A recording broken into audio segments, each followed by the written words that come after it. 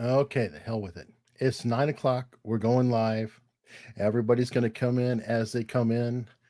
I'm delighted to see everybody here.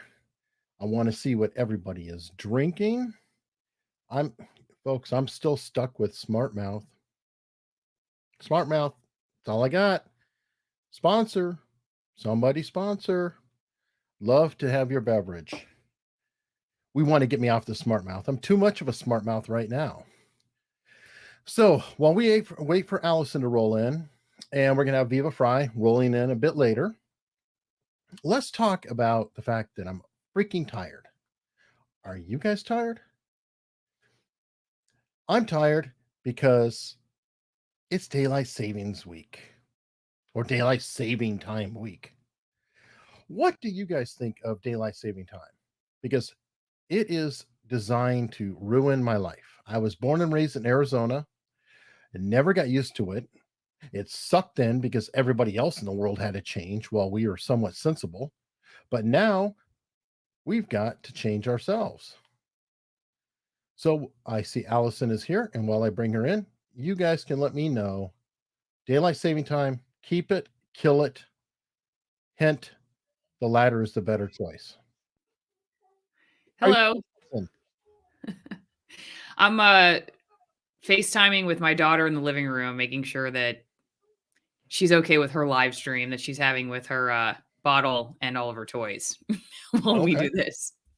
Well, I was busy bitching about daylight saving time or saving time. Yeah. Pissy about that.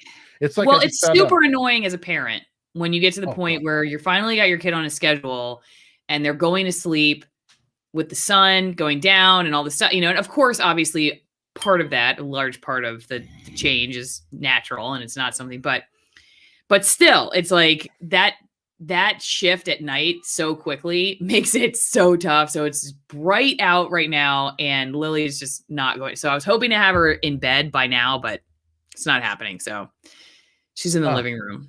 Okay. So what are you drinking? We're getting some beverages in here, and Tyler's Durden is an autistic ass, which is quite a username. You are drinking New Belgium Fat Tire. Now, I don't normally disparage people's drinks, but I can't stand that stuff. I always call it New Belgium Flat Tire because it just tastes like a flat, gross, dark beverage. But I hope you're enjoying it.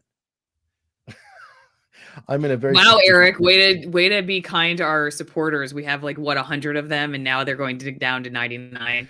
Well, we have 47 watching. Oh, okay, 46 now. Okay, well, I meant it with love. Okay, wait, well, throw the praise. I got to go to your channel so I can keep an eye on all this stuff. Oh, definitely, because you never know. I'm a slippery one. Wild Turkey 101. That's pretty strong. Wow. Oh, let me see. This guy, Lynn Westover. Mute that tab. Oh. Lynn says, I miss you. Hey, woman, I miss you. Back when Lynn's going to get mad that I said this, but when in between, when we met and before we started dating, he used to call me homie. Homie. What up, which homie? I didn't like. I didn't like that at all. Yeah, well. I used to take screenshots and send it to my friends with an eye roll emoji. I just couldn't believe this guy was calling me homie. What kind of romantic description is that? What if Romeo had said to Juliet, "Hey, homie," where would we be today? Everybody, I have an emoji I always see from Alison. It's this one. Which one? The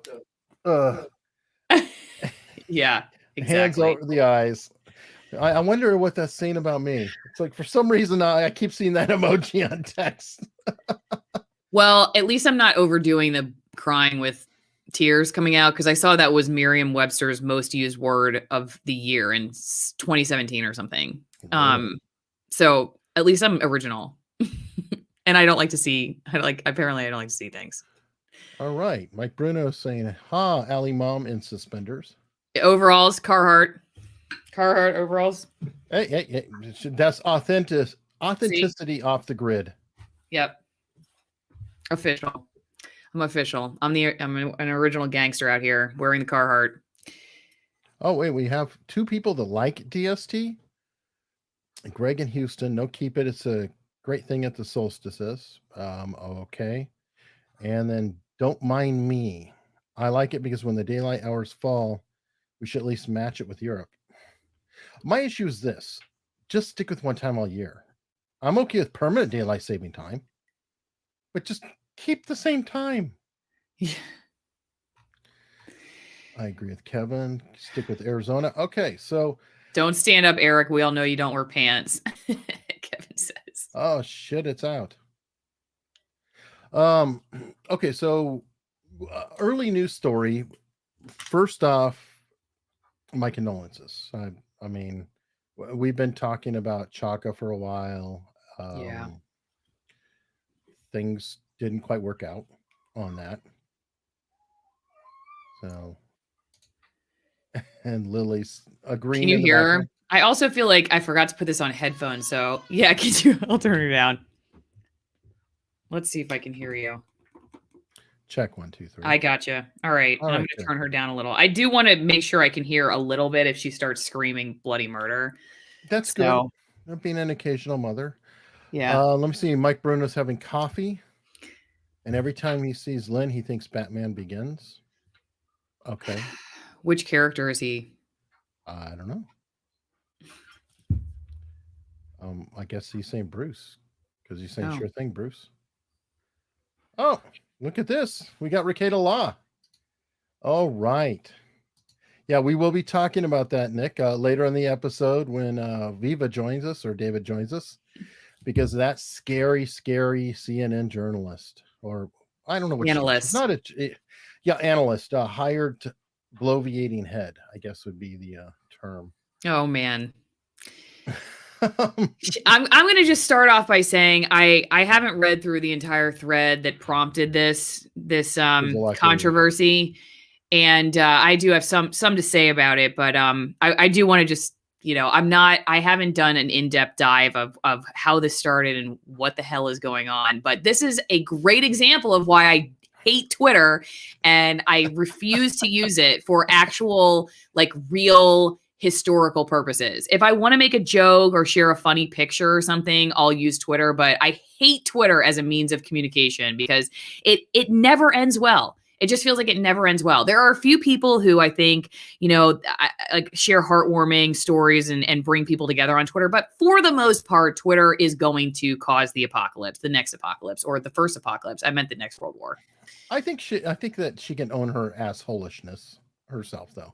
Yes, Twitter. She would say, of course, Viva was that way as well, though, right, Eric? I mean, I disagree, but she would say that too. But you might want to explain what happened, since everyone's sitting here. Perfect. They might be confused. Well, just jump into it. He's going to as well when we come in. So, should we hold off for a second?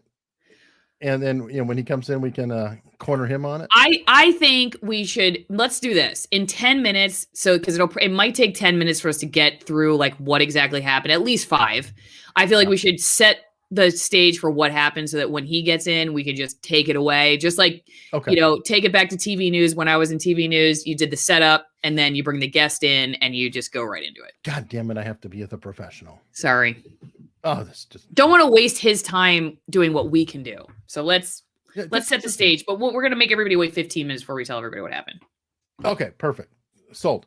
And okay, this is a side note, and I don't want to be on a downer of an evening, but I'm a seriously lapsed runner. And today, one of the people who I think is one of the most admirable people in the world passed away. His name is Dick Hoyt. He is half of who's known as Team Hoyt. Yeah. Is Dick and Rick Hoyt. Now, Dick Hoyt, his son Rick, had cerebral palsy. Has it? He's still alive. I apologize. And for whatever reason, one day, Rick told his father, "Hey, I would like to go for a run. Can we do it?" And his father took it upon himself to run with his son, pushing him in a wheelchair through a race. And he was completely out of shape and wound up doing like a 5K or 5 mile. It's a short race. But over time, I don't even remember the number, but it's like over 1,000 races. He's been in every triathlon, all Ironmans. They're out of the Boston area. The Boston Marathon they did every year. And there's even a statue of them at the start of the Boston Marathon. And I just think that, there's so many assholes in the world. I apologize that I really want to celebrate somebody who's just a pure, wonderful, generous spirit who not only, the common line that almost chokes me up a little bit is they always said that, Rick could never walk, but together they could fly. That's sweet. And it is a remarkable story that took place over decades. And it's just a shame that we don't have more folks like him. And I'm hoping, because it wasn't just that he ran with his son and he took his son through the course. They inspired all of these pairings that are out there now. I mean, I don't know if you've seen, there's like a lot of blind runners who will partner up with people and things like that. And it's just a really good, generous thing. Lynn and I have run a couple races that have, teams like that. There was one time we ran the Hood to Coast, which is you do it over 2 days. You run from Mount Hood to the Oregon coast, and you in a van. It's like a relay. And I did a video of it for my old newsroom, and interviewed a team. One of the runners was blind. And then something you see a lot during the Marine Corps Marathon is a lot of similar, like kids or young adults, usually pushed by their parents. He set a PR there. Oh, really? And it was like 2:46. Wow, that's really good. You're pushing a freaking wheelchair. That's really good. Yeah. I was like 5 hours. I saw that earlier today. I was like, holy, because I'm all proud of my sub 2 hour 20-minute marathon time. Yeah. Or no, I'm sorry, 3 hour 20 minutes. I've seen young men carted off on stretchers at that race. So, and I remember when I ran it pregnant last year, and I was watching these like 21-year-old guys on stretchers getting carted off for dehydration and heat stroke. And I was like, okay. And then you're right. You see these teams where like an older parent pushing a kid or whatever else, and they make it through. And it really is inspiring. Yeah. I mean, it's amazing. I mean, that's why I wanted to open with it. It's sad news, but it's such an amazing, wonderful person that, again, there's so many assholes. It's good to just say, oh, here's somebody who just loved his kid, did this race. Yeah. And wow.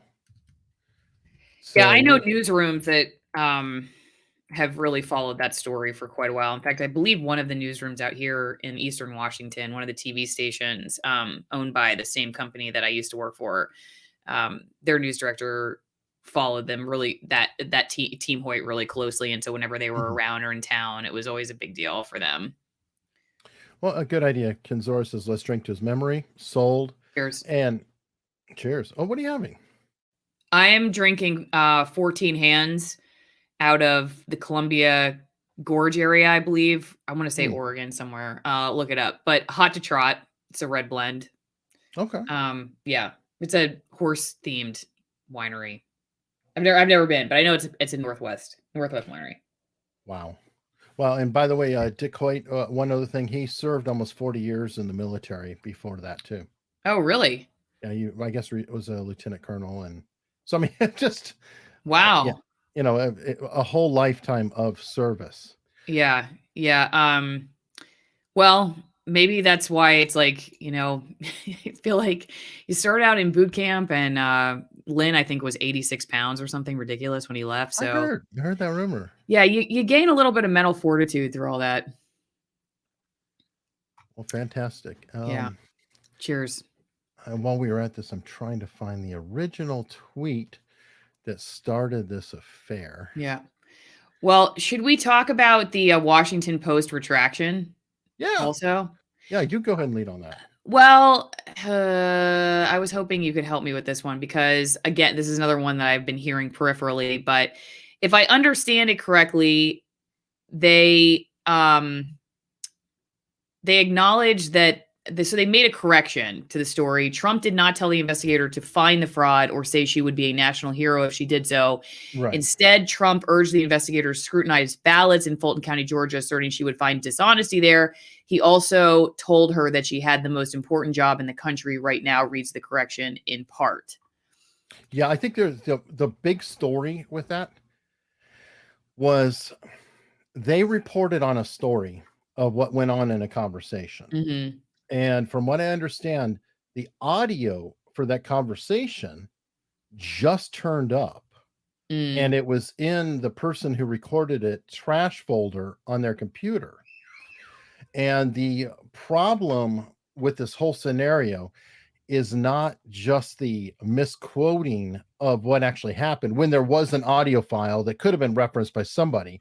The problem is that audio file somehow was not shared with others. I'm not going to malign somebody by it being in their trash, but it does look odd. And then you had the Washington Post report on the story.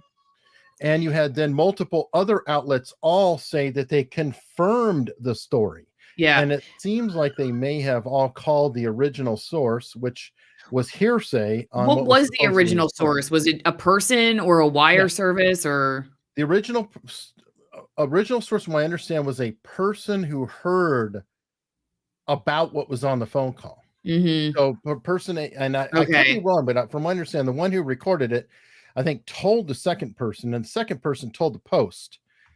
And then the Post reported it, and then the other people probably checked back with the second person. The problem is that there was an actual audio recording that did contradict it.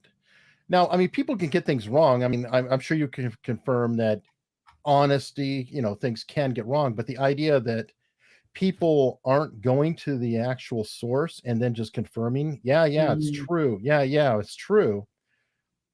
That doesn't look good. Well, yeah, one thing that it made me think of, even though this is not what happened in this case, is how often literally dozens, if not hundreds, of news outlets are relying on the AP or Reuters, where you may have one reporter that is fishing a story to newsrooms around the country. And there's just no way. I mean, in a lot of cases, there's no way physically to verify. And it surprised a lot of people to hear, they're not verifying. But no, I mean, a lot of the news that you're watching locally is, if it's national news or if it didn't happen in your area, it's coming from somewhere else. And I can guarantee you 99.9% of the time, there's not a producer in Seattle that's confirming something that happened in Washington, D.C. That's usually not happening. Now, I will say our newsroom did have a political reporter who did cover national politics. And so every once in a while, she was doing enterprise reporting and she would do that kind of stuff. But, the regular anchor gets on the TV, reads a 30-second story that happened, in Washington today, the president, blah, blah, blah. They're just regurgitating copy that somebody wrote in one of the big news hubs, whether it's your network affiliate. So you're an NBC affiliate, somebody wrote it in New York. That person may be going off of a wire that was written in DC, and it just gets repeated. And that's how, that's one of the, the big problems, at least in local news when it comes to coverage of national news. It's probably something that a lot of people already know about, but it's how one mistake can easily spread like wildfire. Well, and when you add in confirmation bias problems, sure, where you hear something, you're like, I can't stand the mofo, and you want to believe something, and because you know what, right? How much do we have confession by projection? And yes, I bought the T-shirt from Viva Frei, but it's true. If you hear something, a lot of times we'll hear them say A and interpret that, and I do it. I mean, everybody's guilty, and then it's like, oh, what they're really saying is this. Mm-hmm. And I don't even have to, think about it. There's like a little filter in my brain if I don't like somebody that's going to automatically do it. So I have to catch myself and then go, okay, walk off, go walk around the block. Okay, walk around the block again. Okay, I'm still pissed. Walk around the block again. Now go read it word for word for word. Okay, let's type out an email about it, but don't put in an addressee. Now walk around the block again. And then go read it. Right. So it is very difficult. I'm not going to pretend and say that, okay, well, it's honest and pure or whatever, but we read things, and a lot of times that people are trying to say that between the lines. But if they don't say it between the lines, guess what? Yeah, they didn't. I'll just say that I think one video that I was working on earlier for my channel is about this mainstream media, or always fanning the flames in media, basically about mainstream news. Though I'm not sure, would you consider Newsmax and OAN mainstream news? I don't know if I can. I don't know what I would consider them. I think they're alternative, conservative, alternative, right? Not independent because they're funding, but yeah, it's conservative alternative is, I guess, how I would classify like Fox in '96. I don't know about that. I think they're more conservative. I worked at Fox in 2003. Right, but when Fox came in, though, Fox was not really a network. They didn't even have channels all over the country. I see what you mean. Whatever the approach is, it doesn't matter. Their tone is way more conservative than I think even Fox was back. I remember when I worked at Fox in 2003, 2004, it actually was different. They were still trying to, I think they were still trying to do the whole fair and balanced thing. And it was definitely conservative. Don't get me wrong. Well, and okay, in fairness, I got to stab at the fair and balancing, because the fair and balanced was having Hannity and Combs. So you had Hannity, which is just a total firebrand who overrode everything, and Combs, who was kind of this milquetoast, very polite looking guy who's not even super lefty, kind of going, well, and then, yeah, you're an idiot. So that it was manipulated, fair and balanced. It definitely skewed right. Oh, for sure. But and then they just get rid of Combs, so it's just Hannity. So now it's like, the gloves off, and it's just like, look, we're not even gonna pretend anymore, just whatever. So but I do think they lean more conservative than Fox was at the beginning. But yeah, I see what you're saying as far as the infrastructure is concerned. I don't know. What was my point? Why were we even talking about this? I don't remember. You were talking about the smaller networks, OAN and Newsmax. And I can't even remember why we were talking about that. Sorry, I had independent journalists on earlier. Ford Fisher, you've had him on too. Yeah. Yeah. Speaking of which, is he on the stream? Yeah. That was earlier tonight. And folks, I thought you meant he was in the chat. Oh, no. My turnout was low, so check it out, everybody. It was a really good stream. Yeah, Ford is a really interesting, another one of those young guys that's decided to make a career out of going to these protests and riots around the country. And yeah, he's Tim Pool before Tim Pool went commentary. Yeah, that's true. And he just does raw footage, but YouTube's making him editorialize the raw footage. I found out that Ryan Christian, the guy I had on my live stream last weekend, has officially had his backup channel terminated. So yeah, I haven't gotten to. Now, what is he again? Right. He's an independent journalist guy, but does a lot about COVID. But his stream that got they cut his stream off and then canceled him when he was talking about Yemen and what's going on in Yemen. Okay. So, but who knows? It could have been like a build up to that, and it's hard to know how YouTube pulls a trigger on when they for instance, you're a great example of that. Like, what the hell happened on your live stream? Yeah, I'm the perfect example of that. I still don't really completely know. What? Kevin Walker's, as a conservative, I can represent the liberal point of view and articulate it better than Juan Williams. Who's like Juan, right, is the sort of mainline liberal guy. But Jonathan Haidt? Do I know him? Yeah, or read his stuff. Yeah, no, I know. Yeah, I listen to him a lot on podcasts and stuff. I don't know. I haven't read any of his stuff yet. It's on my to-do list, but what I think is interesting to that point is that a lot of the right and left presented on mainline cable news shows is still very much an establishment right versus left perspective. It often leaves out that populist mindset. Yeah. So I don't think the sort of people on the outside of that establishment, left and right, feel very represented by either side that is given a voice in these mainline outlets. True. Like the Bernie left and the Jimmy Dores. So I mean, exactly. We keep throwing out, we talk a lot about right-wing people, but I mean, Jimmy Dore is not right-wing at all. And he is definitely a flamethrower from the side and has major battles with Well, the Democratic Party and even the quote progressives. Yeah. Because I mean, he's going after AOC now. Yeah, and he's not invited on this sort of like MSNBC, but he is invited on Fox because he goes after the Democrats. So Fox will have him, but MSNBC won't. Tucker will have him. Yeah. Tucker's like the populist guy. Yeah. Who's out there. So he'll have pretty much everybody. Do you write for Substack? Bush asks. No, I don't write for Substack because I don't have time to write right now. All I have time to do is turn on my microphone and rant. Well, he's in love with your mind. So if you do. Well, I do like to write. I loved writing. You know, back when before I got into TV, I thought I wanted to be in print. And my mom goes, "There's no money in print." This is when I was 16. So, okay, I guess I have to go into television. But I did love to shoot video. So it kind of worked out. But I love writing. And actually, Eric and I were talking earlier about how I've been working on a book about my time in mainstream news, and I kind of want to pair it with the lessons of like taking my dog with me on all my shoots and becoming a better journalist because of that relationship. And I like that idea with the witness. And I feel like the through line is her being your witness. Yeah, exactly. And I feel like it's an easy way to it's like a therapy animal to bring the journalists who just don't want to see the facts of what's going on right now. They just don't want to see it. So I'm going to be like, let me take you along with my dog and show you what it was like. So like maybe the sort of hard to win over journalists who are like, no, everything's fine. Everything's great. Maybe if there's a therapy dog in the story, they'll pay attention. That's how I look at Chaka. Oh, Mike Bruno says you should make a documentary about dirt. Oh yeah, I would love to do that too. Are you going to fund it, Mike? Maybe. Honestly, I'll read the dog one.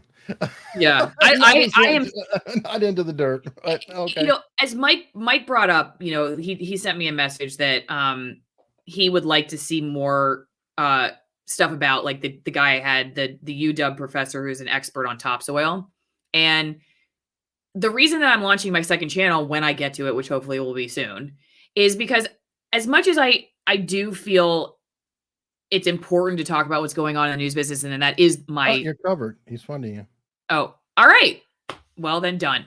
Then we'll do it. Yeah, I'm happy to do a documentary. I love that stuff. My real passion is that has always been my passion, has been the environment, understanding ecology, and people being able to live in a way that reflects a care for the environment and each other, and not from the sort of partisan political talking points, but from a real lifestyle perspective. That's why we want to have a homestead, why we want to start raising our own food, or at least, you know people in our area who are doing that, or caring for the land and caring for animals. And it's really what I find a lot of joy in, like the negativity of the news scene. I know that stuff really well. And so that's why I talk about it. But the stuff I really love that brings me a lot of joy and happiness is like one of the videos I'm working on that we shot a few weeks ago is going to the ranchers we're buddies with who raise sheep for wool, and, seeing what sheep shearing done the way it was done 200 years ago, what that looks like. For that, for sure. Yeah, and I'm really excited to put that video together. I love that stuff. It's not controversial in the sense hopefully I won't have people, maybe I will, but hopefully you don't get the same kind of, partisan politics necessarily. But yeah, I mean, it's just like, who doesn't like a cute little sheep, So that's the stuff I love to do, and I'm passionate about it. And this is the stuff I do because I feel like somebody's got to talk about it, but it's draining in a lot of ways. Well, sure. And while we're on the draining, we're a little ahead, but we'll start talking about let's do it. Going on with David or Viva. And now, okay, there's a lot of tweets that are involved here. But essentially, he initially put on a tweet, and I can find that because I want to be fair to what started the whole ordeal. I just like the cheat. This guy, lady Jessica Huseman, if I'm saying her name right, called him a bullshit YouTuber. Oh yeah, and she mocked him for being a Canadian. What are you going to know about the U.S.? And there's a lot there. I'm just sad that she's not on with us tonight. I was really hoping that was going to work out.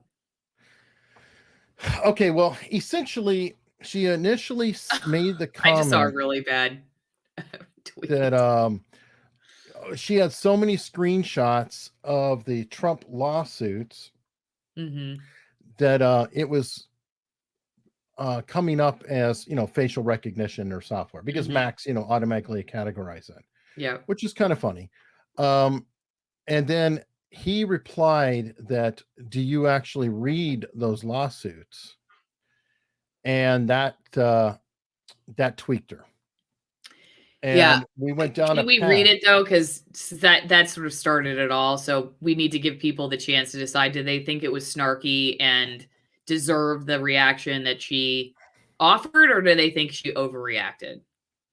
Good. I mean, fair point. And I'm digging, guys. I'm digging. So it's there's a lot to this whole thing to dig it all out. I think I may be able to find it on. You sent it to me. You should look in our text, because I think you sent it to me a little ways back, because I asked what started all of this. Remember this morning? Yeah, sure. Here it is. I promise you. Oh no, that's not it. Are you seeing the I have taken? That's awesome. Did you take any time to read the actual lawsuits or judgments, or did you limit yourself to screenshots for your election contest knowledge? All right. Well, it started with this tweet. This is what she wrote. I've taken so many screenshots of false voter fraud claims that Donald Trump, we just demonetized ourselves, by the way, that Donald Trump is now recognized person. We're not taking a side on this on fraud YouTube. No, okay? Joe Biden is president. Joe Biden is president. Yeah. All right. So that was the initial tweet. And then he replied with, that's awesome. Did you take any time to read the actual lawsuits or judgments, or did you just limit yourself to screenshots for your election contest knowledge? Which is a snarky comment. Yeah. And she went on and was offended. Now, this was a side tweet that she wrote. Thanks for asking this incredibly condescending question without understanding my work. Okay, full stop for a second. All right, this is exactly why I hate Twitter. I'm sorry, but if you put these two people in a room together, I guarantee you they would not talk to each other this way. They would not. It's only because of Twitter that people talk to each other this way. Continue. Yeah, but I'm going to say that you can be pre-wired to be an asshole. And then she continues with imagine asking me, who has covered elections for 6 years and runs the newsroom, doing only that, if I've bothered to read any lawsuits, or I just rely on Donald Trump's Twitter. Oh, wait, this man and GoPro. What newsroom does she run? I have no idea. And by the way, I want to point something out. Did she say that she did? She says, yeah, she says for 6 years and runs a newsroom. But did she say she actually read the lawsuits? Oh, no, she didn't say that. No. Well, no. I'm saying out of all this noise, I haven't read them all, so I can't confirm or deny whether she says that in any. From what you have seen so far, she has not said that. And by the way, that's a statement analysis thing. Do you remember a gentleman named Lance Armstrong? Yes. People would accuse him, hey, you're doping, and he would sue them. He would go all to hell on them and everything else. That's commonly done by people who are hiding something. Okay, or like the person who asked me for money, and then I said, okay, I'll pay the school, and she said, what, do you don't trust me? You know? So. Yep. I kind of vaguely remember that conversation. You're like, what? What is this nothing to do with trust? But you're like, you kind of just showed your cards there. Mike is supporting your pending demonetization. Thank you, Mike. I'll hire him, Mike, for the Dirt documentary. Yes, he'll be your line producer. Yeah. All right, so we go into that, and now I got to find the actual challenge because I've got them spattered out. It is all over the place to get the thread. Yeah. And it's long. Okay, so let's just speed it up real fast. So basically, she says, you know what? What if we just debate it? Right here. Okay. And this is where it went down, where he said, are you just going to trash talk and insult? Are you going to actually, because she called him a bullshit YouTuber with a lot of opinions. Yeah. Or are you going to? Which he is. I mean, I consider myself also a bullshit YouTuber with lots of opinions. Well, that may be. Anyway, and she said, no, I'm not nearly done trash talking you. But if you do want to have a reasoned, well-researched debate on voting, let me know. Now, here's the thing. That sounds like an offer. And then until you, for example, learn to Google, I think you might need some time to prepare. But as soon as you're ready. So she said that? It's right here. Snap. Yeah. So it doesn't feel quite sincere. Yo, Yeah, I'm you know. still, can somebody in the comment section please tell me, why do people write this kind of stuff? Like, I just don't I'm sorry. I don't care who you are. I'd get to the second or third tweet and I'd be like, you know what? Life's too short. Peace. I'm going to go ride my horse. Like, I'm not dealing with this anymore. I don't understand how people like get into these conversations on Twitter. I don't get it. I just don't get it. Well, and fair enough. So to move forward with the story. Viva is afraid of Alison Morrow. I don't think so. I think so. I'm a little afraid, guys. Everybody's afraid of Alison Morrow. As they should be. All right. And to make things easier, we talked and everything. Let me find my profile. Where did I put it out? Dang it. I did offer to host a debate. Yep. With me too. Here we go. Yes, with you. And I even though I tried really hard to get out of it. Not that hard. Sort of hard. A debate challenge was issued from her to him, and I invite you both with Alison Morrow. And yes, I care about your Emmys, even if you don't. And offer to do it on my channel. And you know, David Viva's all for that too. Yeah. Obviously crickets. And so then last night, so that was the night before last night, he did tweet one more time.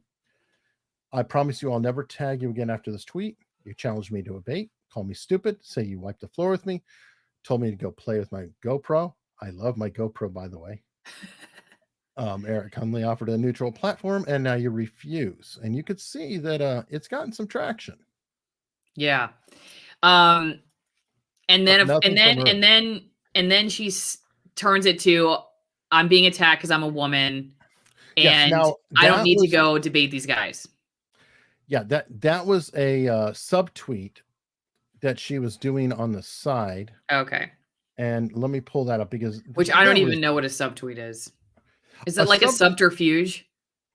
No, a subtweet is essentially you're talking about somebody without naming them in particular. Oh, okay. So she does not say, hey, this guy Viva Frei, blah, blah, blah, blah, blah. Okay. So she made this big commentary, and what a coincidence there's this thing going down between them. So thus that's the subtweet. I accuse it of being. Why did she? Here's a picture of my dog. See, okay. I would have done that for the third tweet, and then I would have been like, peace out, I'm out of here. It just still shocks me that, listen, I know people do, this is how we communicate, but I can't do it. I don't know if I ever will be able to. Oh, I cut, as people who are critics of my channel will tell you, I'll go back and forth with them a couple times, but the rodeo ends, you know. My pumpkin, or my carriage turns into a pumpkin real fast when it comes to this stuff. Yeah, I'm kind of that way too. I'll do one response, and often I won't go any further. Yeah. Especially if I feel like somebody's not sincere in what they're saying, and all I'm going to do is just be caught into a trap of one way or another. But yeah. We've got somebody who can talk to us about this, but let's go ahead and go through the subtweet section here. And this I just thought was, you know, it really does lend a possible perspective to mentality. It's unclear to me why I must sit. Actually, you should read it. We have a female here. I don't. Can you make it a little bigger? Oh, here we go. Oh my God. Are these new? These are new. What day are we? That's and poof, just like that, our guest is here to explain. Have you been to therapy over this? How have you been handling this? Like Epsom salt baths. Oh, this is her wine that went on this morning. I haven't seen these tweets. I swear to you, I stopped. We all experience them together. Go ahead, Allison. You can read to lend the credit. Okay. Get the snark in. It's unclear to me why I must sit down and take men on this website being condescending to me, or why I'm condescending right back, I'm the problem. Or when I'm condescending right back, I'm the problem. When women who clap back are seen as hysterical, while men who say ridiculous shit are treated like they are meaningfully engaging. That you aren't used to a woman calling out men in the same tone they routinely speak to women should tell you more about you than me. Women are forced to be kind and productively engage when they are treated badly, and that you think that's normal isn't my problem. We expect men, especially men with some kind of fake power, ooh, burn, to be asshats. When women slap them down, focus becomes on why we are mean and unreasonable when we decline to engage productively, even though the man never had any intention of actual engagement. Keep scrolling. Who are these two? Basically, everybody, the world about you. Can you keep scrolling down, Eric? I haven't seen any of these. Oh my goodness. These biases are not only informally present, they are wrapped into social media policies at major media companies where female journalists find themselves in trouble for being unfair or rude. I was a high school teacher and now a journalist because bullies suck, and I have no use for them, nor does the world. I have no intention of being bullied and deciding that's fine. Anyway, here's a picture of my dog, which is cute. Her dog is cute. But yeah, that was the only decent thing that she but a Chihuahua, and those dogs can bite, man. They got small jaws, but they can be real mean. So hold on. Can you scroll back to the top of that Twitter thread? It was March 17, which means it was yesterday. No, it was today. Was that in response to? Oh wait. Oh no, yesterday was the 17th, St. Patty's Day, right? Yeah. You're right. Sorry. Which can I just real fast tell you guys? I was in yoga last night, and my yoga teacher said, "Happy St. Patrick's Day. I hope." And she goes, "Is that? But it is a holiday, right?" She's like, "I hope that doesn't offend anyone." And she was dead serious. She was dead serious. She was hoping she didn't offend anyone by saying St. Patrick's. It's the only offensive thing is that there's no St. Patty's Day parade this year. That's the only offensive thing about this. But who is this? Who is she responding and discoursing with? You, I have not seen any of these. You and like all the people that were calling her out for being a coward for not debating you. I'm pretty sure. Yeah. Why isn't she debating us? I don't know. It's a great question. The thing. Because she wants us to have more material talking about her. But here's the thing, brother. I had so not looked her up on Google that I didn't know that I was responding to a woman. So I can't even enter into any of these things. But when Jessica was probably a woman's name, right? It's tongue in cheek. Okay. The idea that anyone would bring up gender in this discussion is itself totally disingenuous. I first of all, maybe it's the privilege thing. I didn't see gender, didn't even cross my mind. And, if we're going to play that game, I didn't think of, going after her for being white either. This was strictly an ideological thing. And when someone brought up the idea of gender in the first place, I said, it's preposterous. This is just how you denature a discussion. It's too late. In what I've read, I haven't read anything that was like misogynistic. I haven't read, I don't know. I haven't seen it all, but I didn't read anything that I was like, oh, that's somebody that can't handle a woman snapping back. No, they hate CNN more than women. That's exactly it. Yeah, that's exactly it. They're coming after you for your, the bona fides, right? That professor at UCLA says that we all bring with us to independent bullshit YouTubing, as she endearingly described you. And obviously that's what people don't like is that background. It has not, I don't think it has anything to do with gender. No, this is a good description.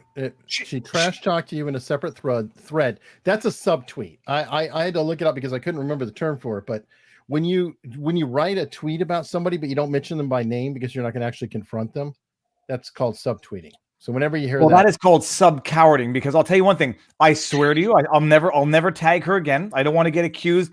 I was going to DM her because her DMs are open and just let's de-escalate this and let's have a discussion.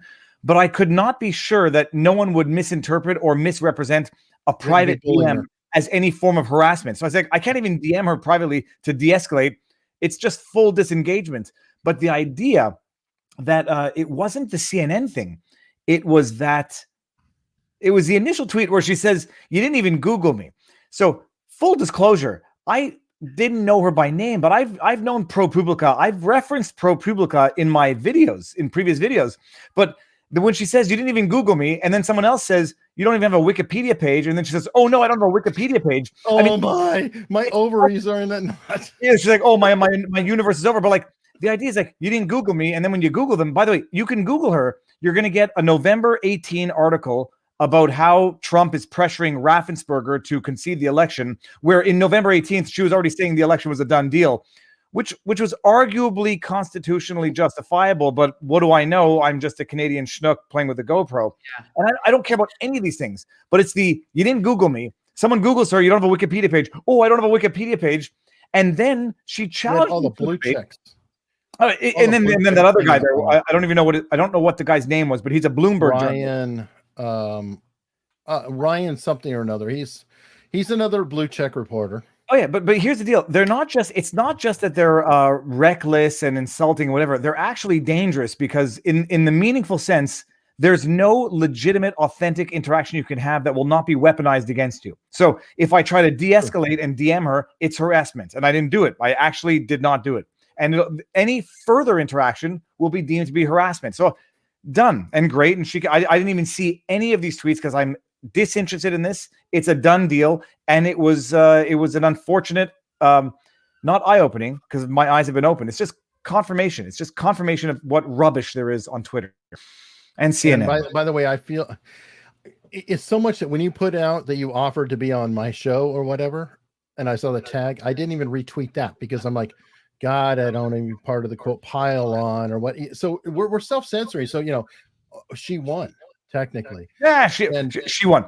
Only to people who are already following her, who would never have been convinced otherwise. She challenged me to I was sassy in my first response. Yes, she puts out a tweet that says, I have screenshotted so much fraud, my phone recognizes Trump's face. Okay, that's tongue-in-cheek, that's sass. I was like, okay, good. Did you bother reading any of the lawsuits?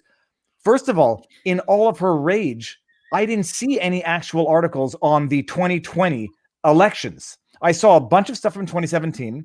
I saw some stuff talking about it, but never anything breaking down the Texas lawsuit, the Supreme Court decision, the Pennsylvania decision. I didn't see anything. Maybe there is. But the bottom line, I was sassy in my response because she was sassy in her tweet.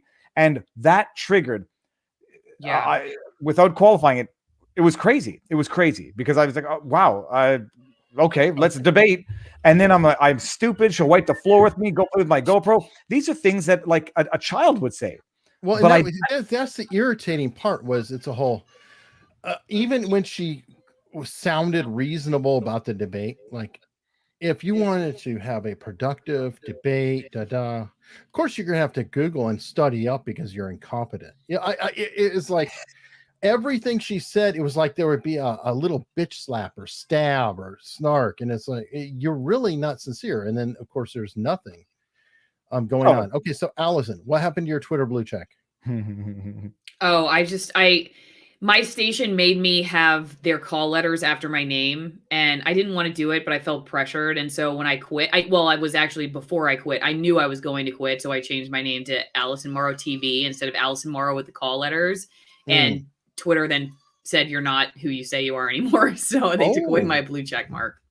Interesting. Yeah. Well, it's an interesting thing. Wait a minute. I thought that the blue check was a verification that you were in fact the same person. So that's proof that it is a status symbol. And absolutely. Yeah, totally. Yeah, I love it. Because what they're basically saying is keep those 4 letters of your employer at the end of your name so that it will curtail what you might or limit what you might otherwise say because you're speaking in the name of your employer and not as in the name of the individual. So it's an interesting way of forcing some form of self-censorship on the platform. Yeah.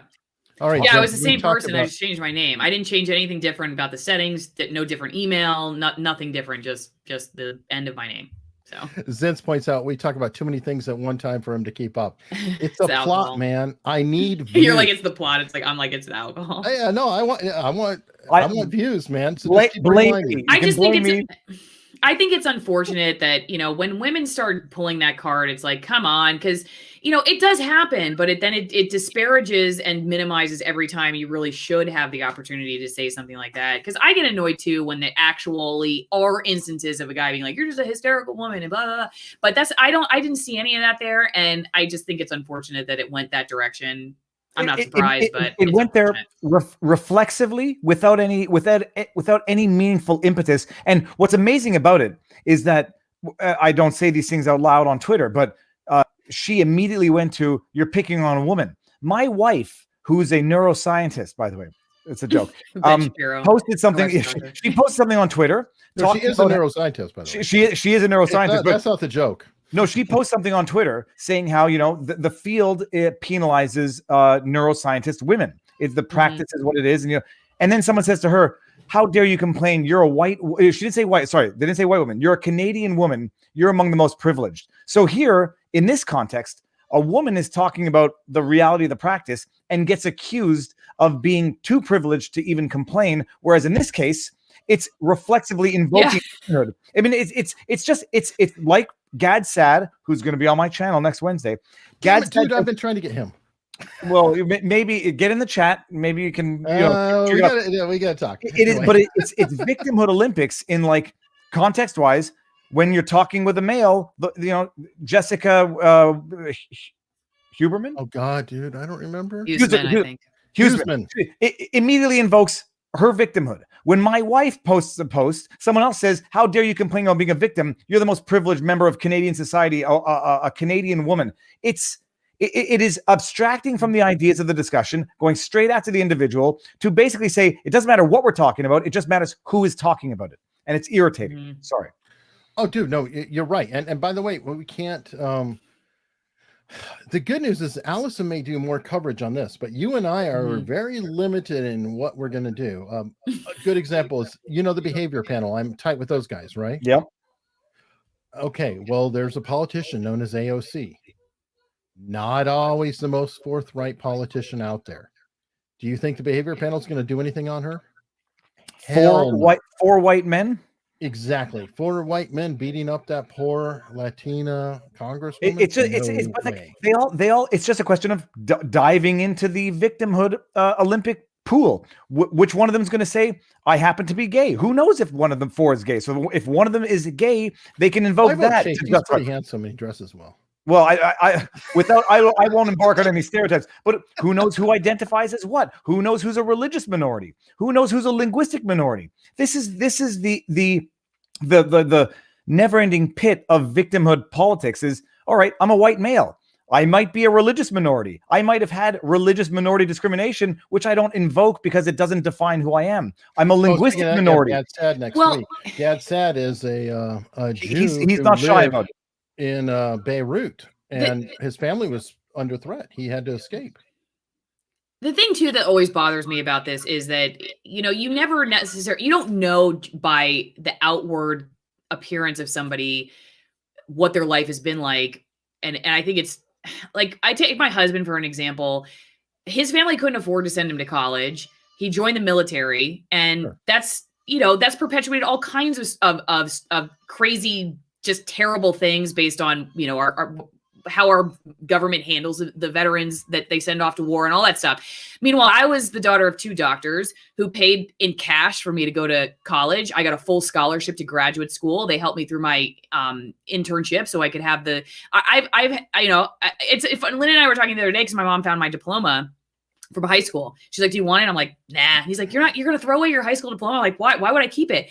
And, and I realized it's like, like you look at him, he's like a white man, right? He's a white man, and I'm a female, and I would just throw away my diploma because it's like, to me, it's meaningless because I went on to college and graduate work and everything, but for him, like, that means a lot because he got a diploma and he never got to go to college, and people just assume, you're just this guy like Alison, because she's a woman, she must have less advantage. But I've actually had quite an advantaged, privileged life, even though I'm a woman, way more than him. And because of my beginnings, I really have had, we both have worked very hard, but I would say has worked a lot harder. And I just don't think it's fair. And I look at our relationship as a great example of that. It's just, if you really want to understand how things work, you just can't stop at this sort of outward look of somebody and just assume that whether they've had it easier or harder than you. Well, it would be a question if it were stopping there. It doesn't stop there. It just starts there. It's who said it. Let's who they are. Oh, if it's a white male saying it, I'll interpret it entirely differently than if it's a black male, than if it's a gay male, than if it's a woman,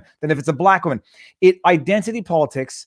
I feel like I'm stealing Gad Sad's thing here, but I've said it before. I even read his book.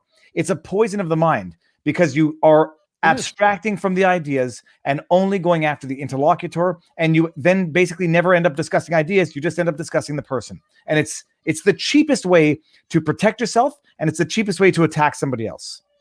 Totally agree. And good. You should be prepped up for him because. And by the way, while we're on that, my guest next week is Dave Rubin. And he my gosh, that's right. Oh, sweet. You got it. That's I crazy. did. Yep. Prussian Olympics. That's Dave Rubin's score on this front of the diversity matrix or anything else. Oh, wait, I am more aggrieved than you. It's madness but you have Jessica invoking her womanhood as though she's a victim. people will invoke her white womanhood as though it's a privilege. And so just depending on the context, the victim becomes the victimizer when you just focus on the individual and not on the ideas. Bottom line, I was sassy in my response. It's tongue in cheek, and she should be able to take it. You guys both were. It should. Yeah, you were equal in that regard. There's no question. She makes a stupid tweet about fraud, screenshotting. I was like, okay, did you read the lawsuit? It was funny. It was cheeky. That's fine. Yeah. But I'm not hiding it. But to go right from there to, you're a stupid, I'm going to mop the floor with you. You know nothing. Go play with your GoPro. Okay, that's awesome. Like, first of all, I didn't need someone to tell me to go play with my GoPro. I'm going to do that regardless. All right, we got to change this because you guys, my daughter sounds like she's running a haunted house in the living room. So I'm going to run. I'm going to let you guys finish the live stream. Yeah, it sounds like it's bad. I got to get her to sleep. But I will just say one last thing before I go to everybody as a general policy. You know, it is very easy to assume the worst or project whatever you want onto social media comment sections and tweets and whatnot. And it's never a bad idea to just take a couple deep breaths before you write something. Just a couple deep breaths, walk away from your phone, put it down, and, you know, and then maybe you'll say to yourself, I don't know, maybe Viva was just, you know, responding in kind, and he didn't necessarily mean to attack or whatever. Like, maybe the person's having a really bad day. You just never know what's going on there. So just in life and in social media, just take a few deep breaths before you respond. It's never a bad idea.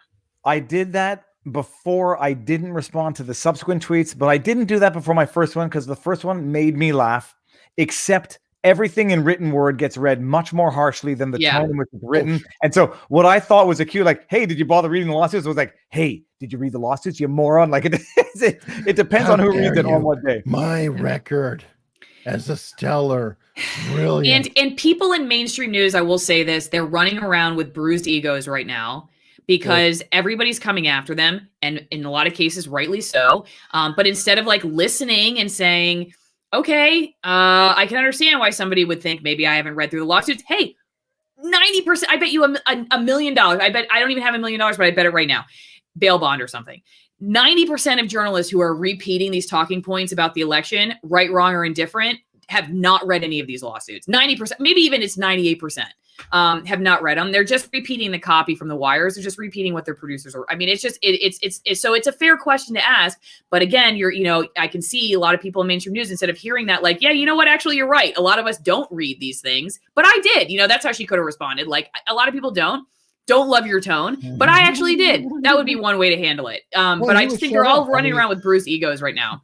If she answered legitimately, I know him well enough, he'd be like, oh, okay, fair enough. Yeah. You might hear I think my daughter's having a meltdown, so I don't want to subject you guys to this anymore. No, that's it's fine, bedtime. folks. It's bath time and bedtime. Alison Morrow, subscribe. What's wrong with you? Allison, we're doing a stream. It's either on my channel or yours, sooner than later. Oh, awesome. Would love to. All right. Bye, guys. Right. Drink for me. Right. See ya. All right. So, okay. Well, I got you. You're not going to hear any kids screaming. I think the kids are in bed. I got a dog. I walk the freaking dog for 20 minutes. I bring him in the house. He pisses on the kitchen floor. Oh, I know the honeymoon is over for your windswept puppy. No, I love him. I love that dog more than anything. But I take him outside. He eats poop off the street, comes inside, and then pees on the kitchen. It's just terrible. Dude, it makes you feel better. I have a cat that'll shit on the floor. Yeah, but cat shit's easy to clean up. That's like dog, especially when you step. Have you smelled it? No, I've never had a cat, never want a cat, and I judge you for having a cat. I judge you. Well, so is Viva going to review his own lawsuit when he gets sued for defamation?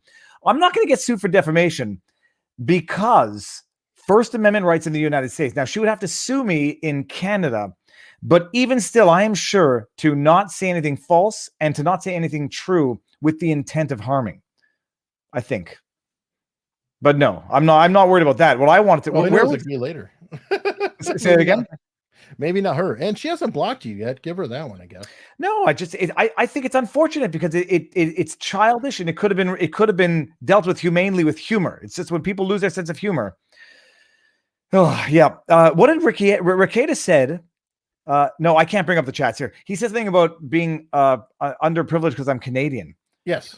Oh, that only in respect of fundamental human rights on a global scale right now. I consider Canada to be another in another realm of. Yeah, you're first world. I mean, you're full on first world problems. Sure. I don't know, not being able to leave your house, and now they're tormenting Canadians with the new variants to justify the restrictions that have been in place now for a year. It's like it's just swap boogeyman for another. Okay, what were you guys talking about? You didn't get to see the first half hour. Oh, hey, well, that's right. You have kids that are put into bed. I don't know. You do a lot of Spartan races, or you did at one time, right? Back when we were allowed to be humans, yeah, I used to do them all the time. Okay, well, I kind of opened with the main. Well, first news story is I bitched about daylight saving time. Move on. It sucks. Kill it or go permanent. I freaking hate it. Dick Hoyt. Do you know about Team Hoyt? No, well, so he's the guy who used to push his son around in the wheelchair to do the marathons. Yeah, he died today. I heard that. I heard that, and I heard he was. I remembered him as being younger. I didn't realize he was 80 years old. But no, we knew about that because the interesting thing is, like, you do these not the marathons, but you do the obstacle courses. They're shorter distances. I had never run a marathon until I was 33 or something, 35. When I heard of this guy, he used to do multiple marathons, pushing his child in a marathon. All of it. Yeah, amazing. It's amazing, and died peacefully. 80 is young-ish. I mean, it's oldish, but it's youngish. You can expect to go longer, but you can't complain at 80. And in your sleep is a nice way to go. But he also did a full military career of like almost 40 years. So I mean, I brought that up because we're talking about all the assholes out there. This guy is the opposite. I mean, a genuinely good person, caring for his son and leading as an example for others who followed all these pairings. And Lynn Westover, by the way, this is Allison's husband. He said you should come run the Marine Corps marathon with him. I would be glad to, if I could be assured that I would come back to Canada and not have to go to a government hotel and get a butt swab upon re-entry. No pun intended. Well, you're not in marathon shape right now, are you? I can run a marathon tomorrow. It is 40% body and 60% mind. Okay, what time? Well, 4 hours. I'll do 4 hours. I'll do sub 4 hours. Okay, well, when I started the Spartan races, and I would do the 3K, then the 5K, then they had the 13 miles. When I did the first Ultra Beast, if anyone knows Spartan races, they had the first Ultra Beast. I'm thinking it's 10 years ago now, and that's a 48-kilometer race with obstacles. With obstacles, and they don't tell you the track, they don't tell you how long it's going to go. It's anywhere between 42 and 50 kilometers. It took 12 hours. I mean, I did it the first year. I did it for 4 years straight. Did you do it in a suit? I did it once in a spandex suit, the Rubberman suit, or what was it called? Slenderman suit. Someone sent it. I think I bought it online, but it's a spandex suit that looks like a suit, and it was great. Right. I like those tuxes. Yeah, like basically. I did that. The Slenderman suit was actually the best thing ever because in the morning when we left at 5 a.m, it kept you warm. Yeah, it kept you warm in the morning, dried quickly in the afternoon, and I finished in like 11 hours. But but the thing is, those things, it's strictly mental. You just have to recognize you're going to be doing something torturous for 12 hours. And when I did the first marathon ever, I just said, okay, I'm just going to run all day. And I did it in 3 hours and 57 minutes. So it wasn't painful. Okay. So you did your first marathon at 3:57. Yeah. You're not going to do that shit today. I would say that if you did it now, you're looking at a 4:30 to 5 hour. If you haven't been running. I run every day. I run 20. No, but I run every day. I run 4.57 miles in 35 minutes. I will do sub 4 hours regardless, and I'll do it if you run every day. I'll leave you alone. All right. Yeah, no, I run every day. I'm neurotic. It's I got to get the nervous energy out somewhere. Okay, well, I got to get my weight down because I'm finally getting old enough to qualify for Boston.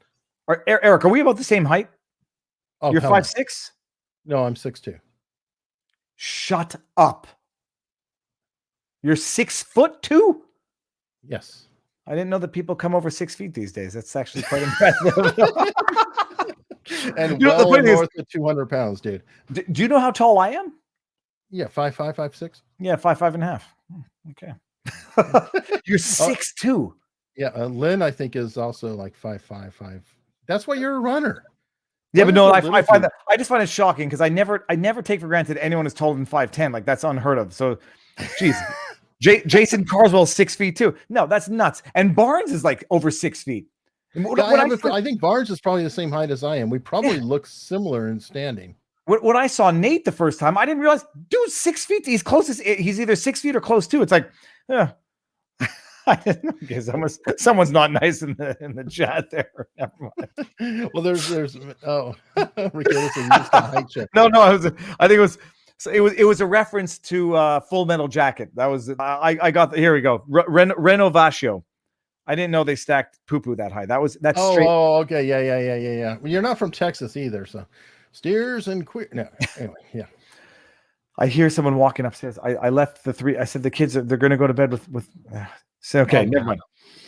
5'5" with a size 11 shoe. Now that's haunting. My son is 12, 5'5". Yeah, well, not to compare a son to a. I'm 6. Shut up, Rakeda. Nick, you're 5'4", 5'5", maybe, because I had you at my height. I said I could beat you in a fight. I can't beat up any of the lawyers, so this is terrible. Okay, well, here we go. Lynn is with you. He's 6'6" in a Marine and did recon, so he'll just kill us both before we deal with it. We won't even know what happened. Exactly. But someone's 5'12", that's amazing. That's actually fantastic. The yeah, that's 6 feet, dude. So now, what we're gonna say? So you got yeah. The forget the Twitter thing. Twitter thing's nonsense. Yeah. What else do we talk about now? Do you know what happened? Okay. Well, go ahead. Oh, go finish. I was gonna say in Quebec, for anyone who hasn't seen my Viva on the street update from my car, they've extended the curfew hours, so we can be out of our houses until 9:30. It's beautiful because daylight savings. Wow, man. Yeah. Well, it's good that daylight saving is following a virus because the virus is concerned about daylight. I don't know if anybody's seen this, but I posted the pictures on Twitter. On Sunday, our premier posts a picture of himself with our Prime Minister, Justin Trudeau. Mm-hmm. I swear to you, it's the two of them in a room alone. It's a brick wall behind them. It looks like it. I'm not saying it as a joke. It looks like either prison or court. One of those, like, the big bricks, not the small bricks. Sure, and they're wearing face masks. And they're divided by plexiglass. Which, by the way, you know what? I saw that because you had it on your video earlier. I actually squeezed it in because I'm a member, guys. I support my friend. I was thinking, wouldn't that be awesome if it was a prison visit? So, and maybe I'm projecting too much, but I was like, if one or the other was in prison, I'd be cheered up. No, that was the whole gag in the comment section. Some people were saying that. It looks like prison. Get used to your new, everyone who wants them to go to jail. Some people are saying, Viva, you're an idiot. Those are two separate pictures spliced together. It's like, no, I'm not an idiot. That's plexiglass. That's how bonkers they've gone. Mm-hmm. But it gets even more bonkers than that because 2 days later, Legault, the same guy, posts a picture of him meeting with 6 or 7 other people at a boardroom table. Nobody's wearing masks and there's no plexiglass. And so I immediately spliced the two pictures together. And I think, whoa, dudes, that's awesome. Like total science. Like what happened here? 5 hours later, the same day, he posts another picture, same boardroom table, same flat screen TV in the backside. Everyone's wearing masks. François Legault has his jacket off and is sitting on the other side of the table as if to like create the impression that this is a different day. I don't know what the idea was, but within the same day, they go from no mask. He got hot. And by the way, he's going to do a Biden before you know it. No, Biden wears 2. He has different colors, so that way he can tell us 2. No, our guy Legault wears a black one with a Quebec flag because he's so patriotic. I just want to know where those masks are made because that they have a Quebec flag is one thing. I wonder if they're made in Quebec. Side note, but no, same you guys have a good relationship with China. We know where they're made. Such a good relationship with China that our Prime Minister donated our PPE to China back in February 2020. It's a great relationship. It's almost, some might say, an abusive relationship, but it does, whatever. All right, so we could pick on our country. Ziggy Shrug wants to know, is Gavin Newsom going to get recalled? He got over 2 million.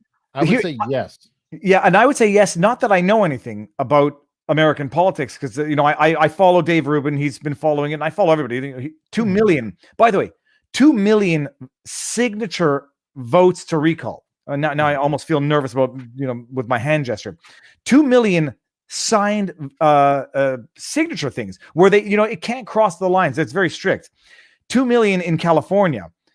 That's more signatures than followers that Gavin Newsom has on Twitter, which is global. And so you imagine the level of hate that means that is going on in his own state, that these are 2 million individual signatures. And when he was on Joy Behar, or he was on somewhere, I saw a bit of the clip. He said, of course I'm nervous. If he says on national television he's nervous and then goes on to label everyone who signed that petition as right-wing extremists, I think he knows he's done. So I think he's done. That's my prediction. Remember, we probably agree why we think he's done and Cuomo's done. Cuomo's a no-brainer. The only go ahead. They're potential competitors for Kamala leader. I wouldn't have thought Gavin was, but I don't know American politics nuances enough. She's out of California. That's one of her peeps. This is a little, slide down later. So I would say, but yeah, I would never have thought about. I wouldn't have thought Gretchen Whitmer I could have understood as being a competitor, but I'll tell you this. This is not my idea. This is Barnes from our live streams on Sunday night. He said, if the only 3 people you see getting it, or maybe 4, are Wolf from Pennsylvania, Whitmer from Michigan, Cuomo from New York, and Newsom from California, and not the other 2, I forget who they were, Wisconsin and another state, then you know that it's political in the sense that they're only going after potential Kamala Harris competitors, what's the word? Competition, and not on the merits. But we'll see. Yeah. No, but I think Newsom's done. I think he's gone. Cuomo, I think, is one way or the other. He's too toxic for anything. The only question is not resignation. It's criminal prosecution. Out, but he's done politically. He's done politically. The only question is, will he be subjected to criminal prosecution? Because if they went after Rick Snyder, they damn well better go after Whitmer and Cuomo. They'd better. Period. I got it. Do you really think it's going to? And I already told you in last live stream. By the way, live stream tomorrow at noon Eastern. Hold on, the illustrious Viva Frei and Nick Ricada, who's in the comments. And this may come up. You never know, guys. But I'm gonna have. What if de Blasio goes for governor? That's my nightmare. It's like you got one problem, and then you want de Blasio. From what I've seen, but it might be the echo chamber of my, of our ecosystem. Nobody likes de Blasio either. The only question is, who's left? Once you see what a disgusting, filthy industry politics is, what kind of reasonably good person would get into it? The only people you get to go into it are, I don't want to throw out clinical terms, are bad people. Like or Trump, who's Teflon, or whatever. People who just don't care. But even Trump, like, I do wonder if Trump were to know now. The question is whether or not he knew it back then. But if Trump were to know back then what he knows now, would he ever do it again? And it's arguable. We both talk about John Ronson. So you've been publicly shamed. I forget the name of that guy on there who was just unabashed, and he was like, "Oh, screw everybody." Maxwell, the F1 racer, Maxwell something. Yeah. That's Trump. They're wired the same. Trump just doesn't care. He doesn't care. The only problem is, this is not a criticism. This is actually a compliment. He cares about the financial well-being of his family and his children.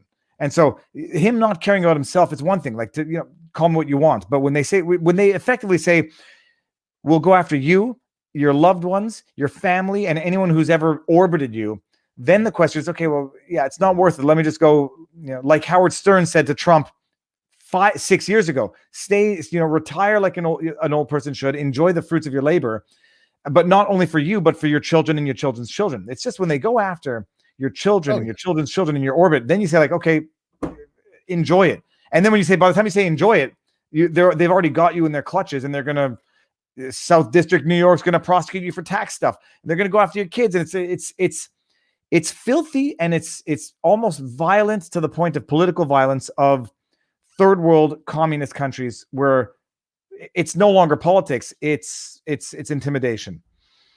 Okay. And this question just came up, and we talked about this last time we were all together. Yep. This is my theory. As a matter of fact, I do genuinely feel that the press and everybody else is going full bore on Cuomo's sexual harassment. Absolutely. Because they don't want to talk about the nursing home scandal, because the press can be indicted themselves. They were praising him for his handling. They were praising him for being so wonderful. And if only he could run in a primary.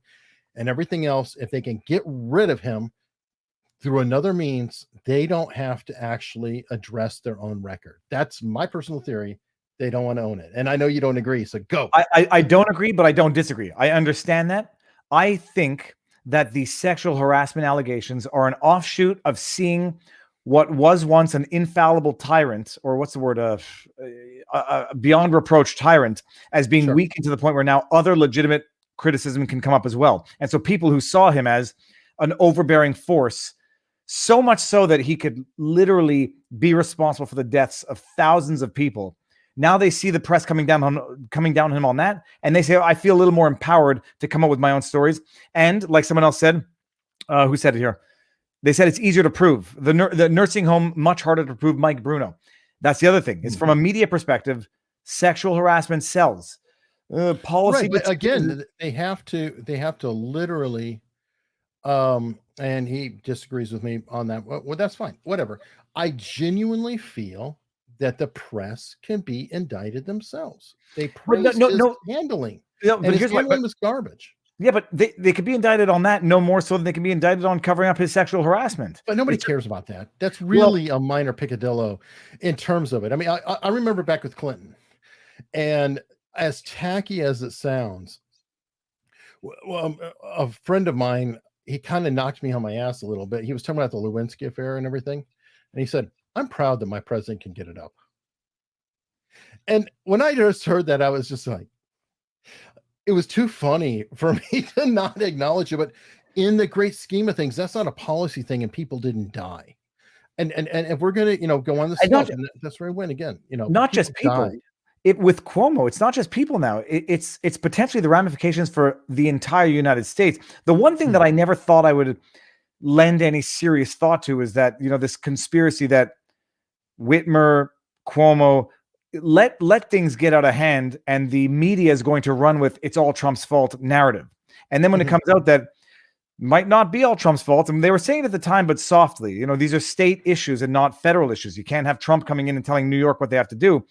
But when it comes out that maybe the national problems actually resulted from these state decisions, and specifically New York, which was responsible for 80% of the spread in the rest of the states, whether or not it was planned or exploited are two different things. But now I'm sort of like able to understand how people think that this was a concerted effort to let a problem get exacerbated so they can exploit it politically. And that's maybe why the media ran with it. But bottom line, I understand the rationale. It's like, yeah, it'll indict the media just as much as covering up his sexual harassment stuff, but one is much worse than the other. But I just think that the women came forward with the sexual harassment because they saw weakness in the individual, because he was already on their motives. Sure. This is a good point too, and I'll hand this over and agree. Lynn is saying not so much the press, but the other politicians that mimicked his policy, and as well all the accolades that supported. So yes, because it's going to pull a lot of other people inside that wake of his downfall. Yeah, protect the Whitmore, protect the others that maybe. But they're all it's starting to come down. The only question is whether or not it becomes popular enough. I'm looking at the wrong hole. I'm trying to look at the camera, and I'm looking at the screw above it. Okay, hold on. Are you on your Brio? Yes, I am. Your Brios, you got to work on your focus. I don't know what's going on with it, but all of your lives are a little bit soft. No, but here's how you know it's not soft. You can see the number on my phone. Okay, so we'll just say it's your Gaussian blur. No, I'm very handsome. I might have to. We'll see. I might try the other camera again. We'll go back and see. Maybe I thought maybe the other camera actually is sharper, because when you're live streaming, you're not going above a 1080p anyway, and your live stream's stuck at a 720. I think your other one with the light on your face was actually a little sharper. Okay, we'll see. I did like this one, but I might use this one for travel. Okay, now let's go to the super chat from Mark Watson Square, who's won. The nursing home scandal also can hurt Biden, so they need to ignore his assistant health secretary hire from PA took her own mother out of nursing home. Oh, we're finding out about that. We've known about that. We knew. That's the other thing. We knew about that. They reported. We talked about that in May of last year. It's disgusting because but shut up. She's trans. But I don't care about that. Well, I didn't know that she was. I didn't know that she was trans Well, when I. right, so we're not talking about her. She's trans. You are offending identity politics. Move on. Don't care about it. I didn't know who she was, and I don't care. I don't care who anybody is. It might be a callous thing to say. It might be a privilege. No, you're right, dude. I'm being sarcastic. No, I know you're being sarcastic. I'm just saying it so everybody knows. I take the ideas in a vacuum. So when I hear that a politician, because I swear to you at the time I heard it, like that's disgusting. I said it was disgusting because I didn't really believe the story. I didn't know who the person was. When I heard that someone was taking their mothers out of the private homes, enacting policies, like that's criminal. That was about the same time that all Canadian nations, Gerald Ford, Rob Ford, Trudeau, they were breaking the rules themselves, and I didn't care that they were white men either. They're they're assholes. Congrats, and I'm thankful that you have them because I have freaking Ralph Northam. Oh God. Well, exactly. Northam, forget the blackface stuff is not the stuff, and with Trudeau, no, we don't know. No, hold on, we don't know. He was one of the two. He could have been wearing blackface or the Klan hood. They never could figure it out. I'm more shocked about what he said about dealing with post. Oh, you mean afterbirth abortions? Oh yeah, I heard it. It's out of horror movies, is what it is, and this has nothing to do with your position on Schmortion. It's out of horror movies to hear a doctor having that discussion.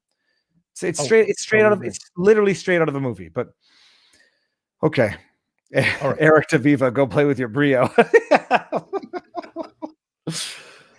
Hey, man.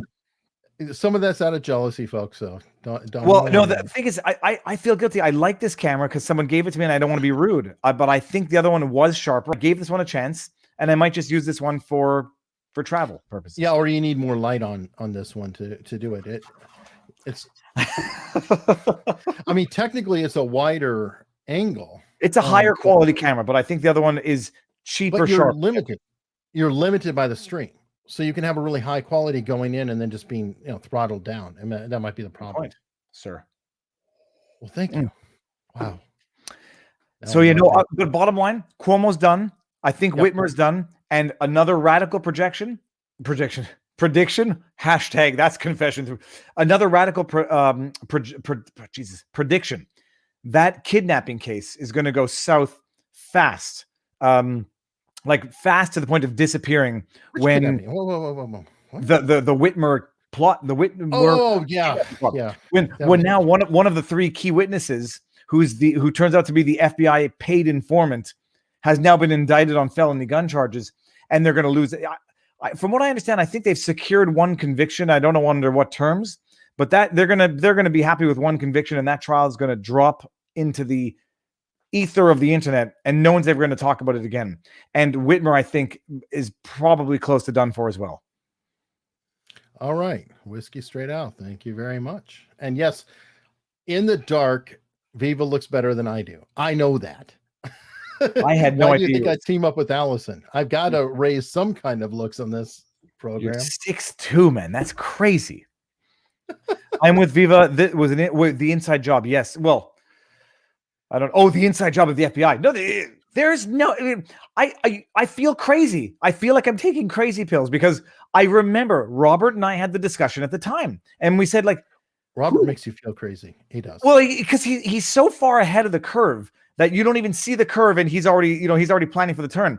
It's like, yeah, who plans a plot like this in the basement? These four schnooks who have never done anything in their lives, and then you have a paid FBI informant coming in to set the entire thing up at a very convenient time when Whitmer was losing political support for her lockdown measures, and she becomes suddenly the victim. It's like it's. And by the way, on that note, this earlier I talked to Ford Fisher, who does undercover stuff. He does all the street activism.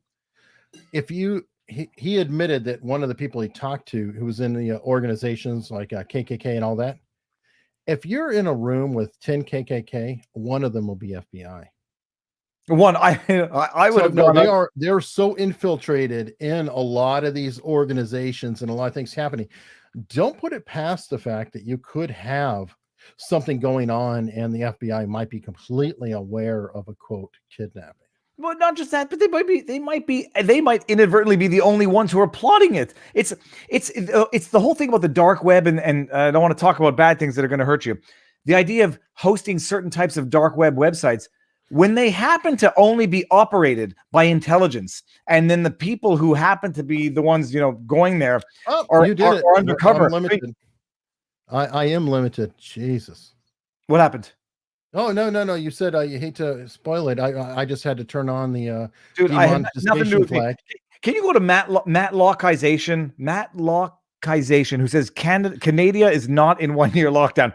I don't know if he's joking, but we are in 1 year lockdown in Canada. So I think it's humor because I've seen it. He's posted it a few times. Yeah. We are 1 year into this, and our curfew has been extended to 9:30. I'd like to. Yes, we were effectively demonetized. I don't know if it's because I put your name in the title. It's but it is not a weird coincidence. You, Eric. At this point, it's you. You talked about some digital currency that pisses people off. Oh, please, no. Matt Locke says, "I agree, Viva." Okay, he's joking. Good. You never know who's joking on the internet anymore. You know what, though? You're probably always best to just assume a joke, especially if you're not going to confirm. I always do it too. Well, I have a problem. I reflexively interpret a threat and then I immediately assume a joke. That's my thought process. Someone says, "God bless you." I take it as a threat. Then I back off and say, I did sneeze. No. Let's see. We got Jason Carswell says, "Viva, your problem is that you believe all people should be trusted in good faith. The corporate. I don't trust anybody. My problem is I don't trust anybody. But it's a next level. I won't say crazy. It's just like I don't trust anybody. I'm going to say I'm of the level, and I don't know, maybe it's a slight cynical level. I trust everybody to go for their own means to get ahead. So I do trust people to do things that are going to work out for them. And that might be slightly cynical, but in general, you'll probably fall okay. I don't trust anybody with anything more than I can lose. And well, that's fine, yeah. And then the bottom line is like it almost is insulting to some people where you say like, okay, I don't trust you, so prove what you're saying. But it's a good faith, good natured distrust. It's just I need to be convinced that you are of good faith before I will take for granted. And even still, Reagan said trust but verify. Yeah, it's a great. Or distrust but verify. Ultimately, it comes to the same thing. It's just a question of how much you jump in before you verify. But no, I the thing is, I'm cynical. I've gotten cynical. I just haven't gotten. I've gotten cranky and cynical. But yeah, you're not bitter yet. You're headed. You're cranky and cynical, almost to bitter. Living in Canada long enough, I'm getting cynical. Andrea L. Viva said FBI and plot in one sequence, therefore you are demonetized. He was demonetized before that. It had nothing to do with me. Oh, Eric blamed no. I wasn't demonetized in the past couple streams, dude. If I put your name on it, I'm guaranteed.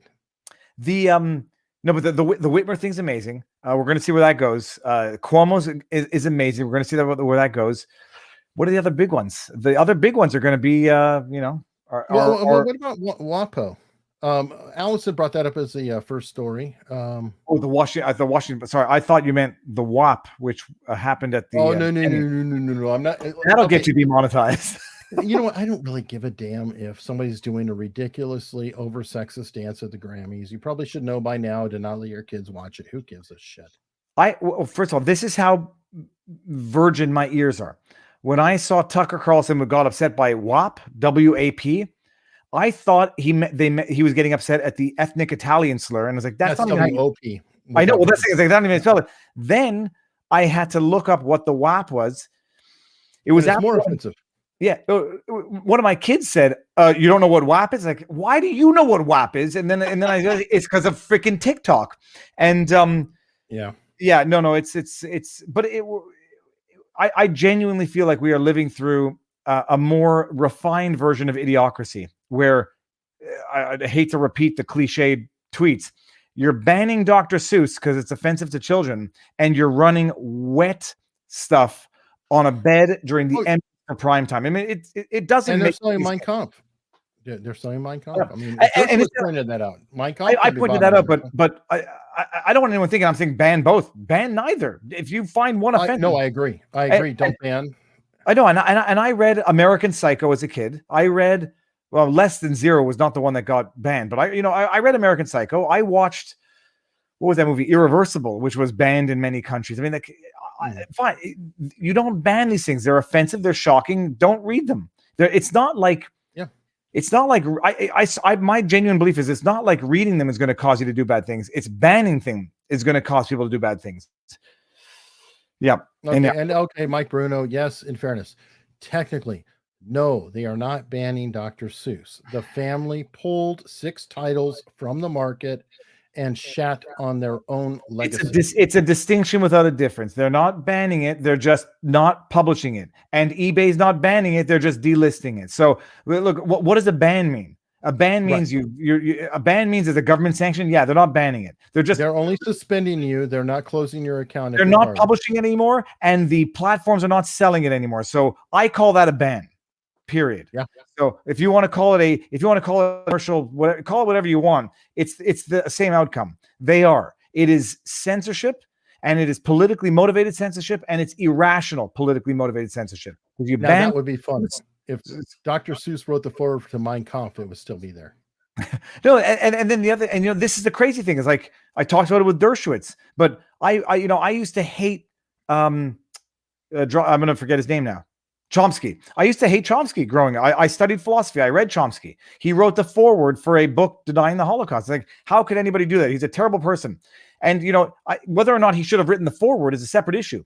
But the idea that you would ban these things, you're not going to censor the ideas in those who believe them, and you're only going to reinforce them. But when it comes to the absurd things, Dr. Seuss, you're not going to do anything other than make the extreme more extreme and make the middle ground more suspicious. It's just preposterous. And then meanwhile, eBay is still selling Mein Kampf, which...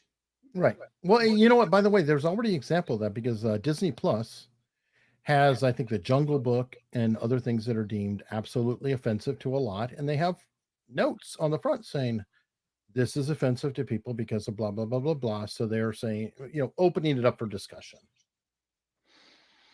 Mike Bruno says, no, this is an internal decision. Did you see the stories? I don't know what stories. I saw the stories. You have the enterprise, the trust administering the estate of Dr. Seuss, implicitly branding him as racially insensitive, right? Barring for sale some of the assets of his estate.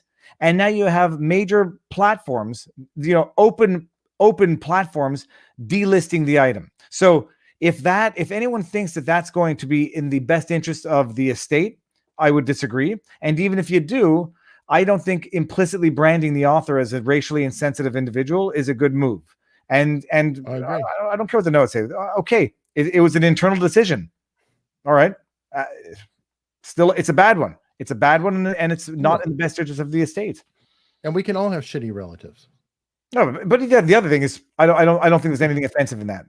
In any of the books, these they picked on certain images and ignored others, like the European pictures. Or you're dealing with. I'm trying to think of another, not an analogy, but a comparison where you're depicting. 50 years ago, you're drawing cartoons of a book that is intended to be a global book. How are you supposed to depict certain things? I didn't find there was nothing insulting about it. My genuine impression is that the only people who are purporting to be offended are actually not any of the people who are the purported objects of the offense. That's my general impression. Yeah, good point here. George Burns banned for a cigar. Because how many things are now rated R because of smoking? And then meanwhile, you have WAP running on the Emmys. So there either there's consistency or there's no consistency. And if there's no consistency, then good. Then we agree. There's no consistency. It's just political arbitrary nonsense. That which scores you the most points, and that which allows you to demonize as many other people. Nobody would say that anybody who likes WAP, W-A-P, they wouldn't brand them as anything. But say you don't like WAP and they'll brand you as something. So it's politically motivated nonsense. Oh, sure. And it triggers people to say things so then they can go after them. So it's perfectly set up. And I don't think that WAP should be censored. I don't even No, think I that agree. Takeshi 6ix9ine should be censored. Well, do you remember the Satanic Panic of the 80s and the heavy metal lockdowns and the parental advisory? I mean, Dee Snider in front of Congress was just fantastic. Have you ever watched that? Dee Snider from Twisted Sister? I know of the name, but no, I've never watched it. If you ever get a chance, Dee Snider went in front of Congress, and he was in full regalia, you know, the makeup and the skinny jeans and the big frizzy blonde hair going down and all of that. And he went after Tipper Gore, because it was Al Gore's wife, Tipper Gore, who was, you know, like all caught up in that. And he was like, oh no, you're being offensive. You have a corrupt mind. You are. And he deliberately went in with all the makeup and everything, because everybody else wore suits and was, you know, really presentable. He deliberately went in looking like just a disgusting rock star, and then just wiped the floor. Oh, I'll go watch that. It'll be great. You've got to watch it. Dee Snider, Congress. And that's what, you know, it's all about, the parental advisory. They were talking about, you know, his song Under the Blade was a sadomasochistic. Well, I do remember. I remember like, no, it's surgery. No, I remember one just growing up where I remember, you know, the issues of people doing bad things to themselves while listening to the music. And I can't say I thought it was absurd then, because I didn't have a level of consciousness then. But you know, life can only be lived forwards, but can only be understood backwards. Yeah, but the problem is that the winners write the history. So it does actually matter who comes out on top. And I you know, it's like, you know, whoever's there, then, you know, history gets written. Viva, that's right. What was Zappa say? Zappa also testified in front of Congress too. I don't remember it exactly. But Dee Snider is the most memorable because he played all that. But Frank Zappa was also there. And that was the funny thing. This is a back and forth. Like right now, we're worried about conservatives are getting censored, and a lot of people are bringing it up. But before, it was conservatives who were censoring everybody. So this stuff is a pendulum. It's a pendulum, and it's not just a question of me objecting to it striking conservatives. The one thing I find shocking is that they'll go after Dr. Seuss books, literally, but nobody's touching Al Brooks movies. I mean, when there's no consistency in the hypocrisy, which I guess is the definition of hypocrisy, then you know it's just politically motivated virtue signaling, and it has nothing to do with actual motives and actual morality. It's just a question of weaponizing it for whatever the theme of the day is. But and my lord, Dr. Seuss should not be censored or delisted or unpublished any more than Blazing Saddles or The Jerk or Spaceballs. But in the last administration, Michelle Obama was reading Dr. Seuss on. But she wasn't reading that book. She was reading another. No, but it doesn't matter. She's reading the author, but the author is no longer read on his birthday. So we have this long historical tradition. 30 years after his death, all of a sudden, nope. Sorry, you're done. It's idiocracy level insanity. I'm only waiting for the garbage dumps. What are they called? The garbage dump avalanches to start occurring. If anybody hasn't seen Idiocracy, it's a must watch, because it's prophetic. And Office Space, by the way, Mike Judge too. Brilliant. Yeah, that was Office Space is a distant second to Idiocracy, although Office Space is classic. For anyone who's ever worked in an office, also that's I was going to say, you need to be in the corporate world, and don't tell me it's a distant second. I only appreciated how good Idiocracy was when I saw it the second time, when I finally found it on DVD. Oh, yeah. Okay. Well, Mike Judge definitely has finger on the pulse and has grown up since Beavis and Butthead. Idiocracy is a good documentary. Oh, great. David just revealed the list of good movies to ban. Oh, no, I can give you the names. I've got them on DVD. I'm safe. Whatever. I've got a bunch, but you watch them. And if you want to watch them with the eye of getting offended, my God, is it easy? All right. Well, while we're being offended, let's call it a night. We're going to be talking tomorrow with Data and I better go. Joe Neerman. And folks, spoiler tip, Joe got a new computer. So those who watched it last time, we get to watch the clarity of Joe, and he might be able to pipe in a little bit more.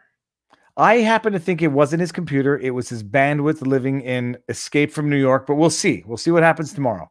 Yeah, he's got a fancy new setup, and he has like all these graphics around his head and everything. He's, everybody's coming up. David's got a new camera, and look at that fancy microphone. I'd like to say that I influenced him. Yeah. The Shure SM70. This is the ASMR Law with your hosts. Whoa. Speaking of ASMR Law, I do occasionally have Emily Baker on, and she did read the U.S. Constitution at ASMR. I like. I appreciate ASMR is fetishist content, and I have nothing wrong. I have nothing against it. I will never do ASMR. Well, as long as you don't do the eating. Oh my God. All right, folks. I hope you enjoyed it. David, as always, you're always welcome, and encouraged. Anytime. Please come up, and I'll see you tomorrow. Have a good night, everyone.